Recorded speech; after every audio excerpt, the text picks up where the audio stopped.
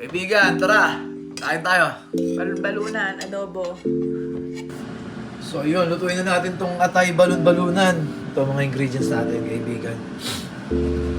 Ay, lagyan tayo ng mantika. So ganito ginagawa niya. Lutuin mo na ng atay. Ito ko. Sa kanyang, ano yan, recipe yan. So yung atay, huwag niyo munang halo-haloin kapag mabilis siya madurog. So let it be like that. O, diba?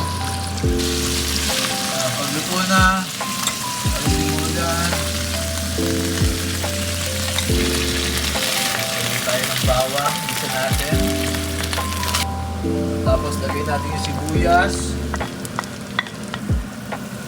Lagay tayo ng konting chili green ng aroma. Tapos lalagay natin yung pinalambot nating balon-balunan. Ayan. And then, pepper. Lagay tayo ng pepper. Gamit lang pentameter. Tapos, mekos-mekos lang ulit natin insan. Ayan. Mekos-mekos lang. Napakasarap niya insan. Ayan. Lagyan natin oyot ni LJ, galing sa ulo niya.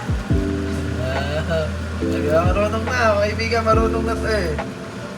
So, lagay natin yung asawa natin. Dalawang sandok.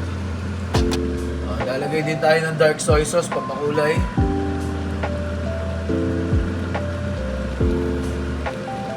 Tapos, mekos-mekos mo na ulit. Insan, ano pa? Mekos-mekos mo lang yan. And yan, lagyan natin ng suka. Huwag mo nang haluin ha. Sabi nila, pag nilagyan mo ng suka yung ulam, huwag mo nang haluin. Hindi ko alam bakit, pero gawin natin. So, ayun na, Tito Bobby. Yung pulutan natin.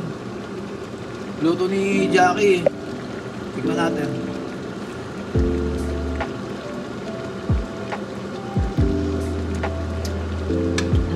Masarap na. Wala pa yung atay, masarap na.